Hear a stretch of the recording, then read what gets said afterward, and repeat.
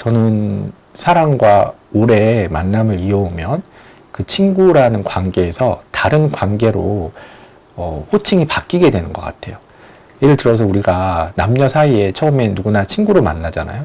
그런데 사이가 깊어지고 그 친구 사이가 오래되면 호칭이 어떻게 바뀌죠? 점점 사이가 깊어질수록 연인이라는 다른 호칭이 붙게 되죠. 그리고 그 연인이 또 사이가 깊어져요. 서로에 대해서 더 잘 알고 서로에게 의지하게 되고 필요하게 되고, 그래서 사이가 더 깊어지면 호칭이 또 어떻게 바뀌죠? 네, 반려자라는 호칭이 붙게 되죠. 뭐 남편이라고도 하고 부인이라고도 하고, 이렇게 관계는 내가 어느 정도 깊이에 다다르느냐에 따라서 그 호칭이 바뀌는 것 같아요. 제가 친구가 없는 이유도 주위에 사람이 없다는 뜻이 아니라 그 호칭이 바뀌었다라는 의미로 저는 그렇게 표현을 하죠. 이성간이 아니라 동성간이라면 이 호칭이 어떻게 바뀔까요? 처음엔 친구로 시작하죠. 그런데 이게 그냥 알고 지내고 가깝게 지내는 사이 이상의 어떤 깊은 감정을 느끼게 됐을 때 우리는 그 동성 친구를 뭐라고 부를까요? 연인이라고 부르나요?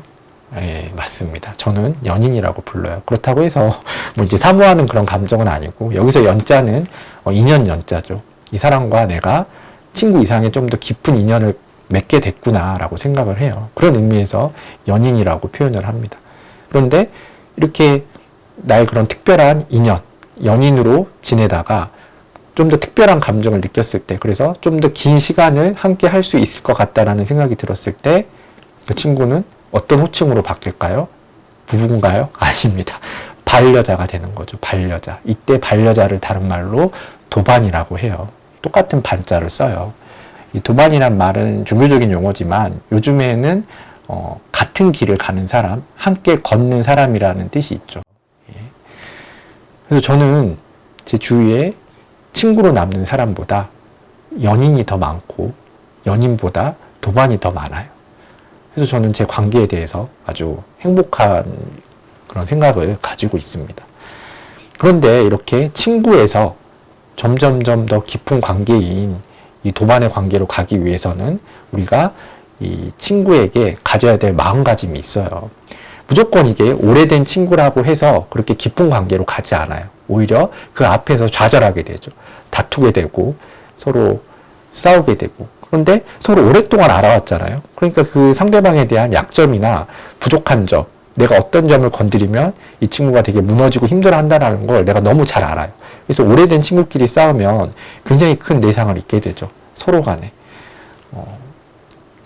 일단은 이 단계를 지나야 그 다음에 어떻게 보면 서로의 운명에 부딪히는 인연의 관계가 되고, 거기서 더 나가서 서로 같은 시선으로 세상을 바라보고 같은 판단을 하고 그 뜻을 서로 지지해주는 어떤 도반의 관계, 서로가 깨닫게 도와줄 수 있는, 좀 더 세상을 공감하고 이해하고 아름답게 볼 수 있게끔 서로가 서로의 스승이 돼주는 그런 관계로 가기 위해서는 우리가 이 오래된 친구에서 그 다음 단계로 가는 어떤 절차를 밟아야 되는데, 이때 가장 중요한 게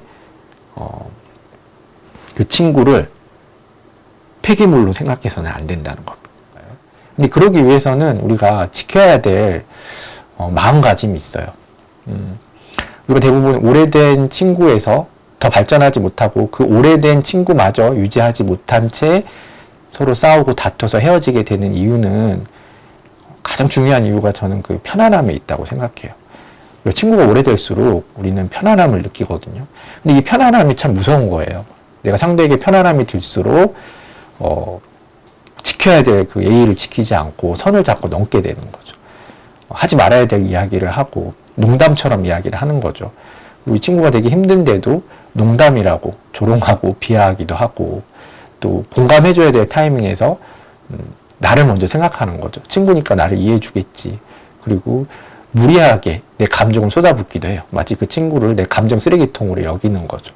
이런 일들이 사실은 이 편안함 때문에 일어나는 일이죠. 그래서 저는 이런 오래된 친구의 관계를 폐기물의 관계라고 표현을 해요. 오래됐죠. 오래됐기 때문에 점점점 낡아지고 쓸모없어지는 사이. 그래서 나중에는 틀림없이 이런 사이들은 서로의 쓸모를 따지면서 더 이상 그 친구가 내 감정 쓰레기통이 돼주지 않을 때, 더 이상 함께 놀 만한 거리가 없을 때, 뭔가 접점을 찾지 못했을 때 결국에는 불만을 품고 마음에 들지 않고 헤어지게 되는 거죠. 그래서 저는 이 폐기물이 아닌 또 다른 관계가 있을 수 있다고 생각하거든요. 그 관계는 바로 골동품의 관계입니다. 골동품도 우리가 똑같이 오래된 물건을 의미하잖아요. 근데 폐기물과 골동품의 차이가 뭐죠? 골동품은 오래될수록 내가 더 아끼고 조심스럽고 어떻게 보면 불편한 관계를 맺죠. 함부로 대하지 못하는 거죠. 그런데 이때의 불편함은 사실 나를 괴롭히는 불편함이 아니에요. 오히려 이 소중한 것을 다루고 있다라는 만족감, 그리고 어떤 충만한 감정이 드는 좋은 불편함이죠. 저는 이 오래된 친구를 그런 골동품의 관계로 이어나갔을 때 그 다음 단계의 연인, 그리고 나와 뜻을 함께해서 같은 길을 갈 수 있는 도반이 될 수 있다고 생각합니다. 저에게는 이 펜이 바로 골동품이죠. 20년 정도 함께 생활을 해오면서 첫 습작부터 시작해서 지금 4권의 책을 냈는데 이 4권의 책을 쓸 때까지 꼭 마지막 작업은 이 펜으로 글을 한번 써보는 그런 작업을 해요. 그 기간 동안 절대 함부로 대하지 않죠. 이 펜을 위해서, 이 펜만을 위한 펜 케이스를 만들고 좀 번잡한 데 갈 때는 가지고 가지 않고, 그리고 늘 관리를 잘 해주고, 되게 불안하거나 힘들 때는 이 펜을 쥐고 산책을 하면 또 좋은 생각이 들기도 해요. 그리고 내가 쓴 모든 글을 이 펜은 또 기억하고 있죠. 그래서 너무나 소중한 펜이 돼버렸죠. 그래서 이 펜은 저에게 절대 폐기물이 될 수 없는 펜인 거죠. 저는 인간관계에서도 이런 마음이 필요하다고 생각해요.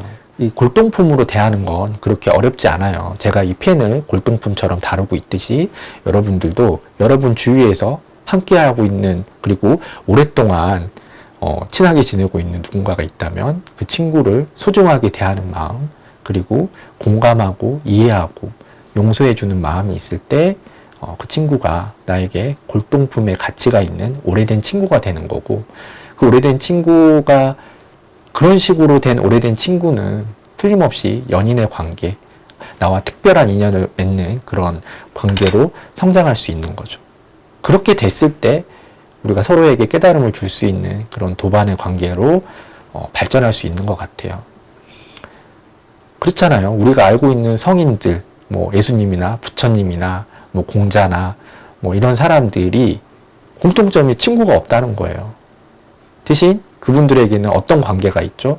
스승과 제자와의 관계, 도반의 관계, 뜻을 같이 하는 그런 사람들의 관계만 있는 거죠. 저도 그렇습니다. 저는 친구라는 호칭보다 도반이라는 호칭을 더 좋아하고 제자나 스승이란 말을 더 좋아해요. 그 사람을 내 친구가 아닌 스승으로 두면 배울 게 생기고 배우는데 어떤 좀 부끄러움이 없거든요. 그리고 그 사람을 내 제자라고 생각하면 좀 나를 이용해 먹고 나를 활용해 먹으려는 게 보여도 내 제자니까 당연히 나에게서 뭘 배워가야지 라는 말이 생겨요. 서로 성격이 안 맞아도 도반이라고 생각하면 그래, 함께 가는 길에 꼭 굳이 잘 맞을 필요가 있나, 그냥 그 길만 서로 뚜벅뚜벅 가고 그 존재만으로도 감사한 거지 라는 생각을 할 수 있게 되는 거죠. 사실 우리가 조금 더 성숙해질수록 그런 친구의 관계에서 점점점 발전된 그런 호칭으로 부를 수 있는 관계의 사람들이 많아지는 것 같습니다. 제가 이런 이야기를 하는 이유는 그래서 친구가 안 좋다는 게 아니라 혹시 내가 오래된 친구와 좀 불편한 관계를 맺고 있는데 그게 내가 뭘 잘못하고 있는 거지? 라는 생각을 했을 때 내가 혹시 그 친구를 골동품이 아니라 폐기물로 대하고 있는 건 아닌가? 혹은 그 친구가 나를 골동품이 아니라 폐기물로 대하고 있는 건 아닌지 한번 생각해 보시라는 거죠. 친구가 없는 거에 대한 불편하고 좀 싫은 마음을 가지고 있다라면 관계를 맺는 방식은 다양하구나 라는 걸 알고 스스로를 자책하지 않았으면 좋겠습니다.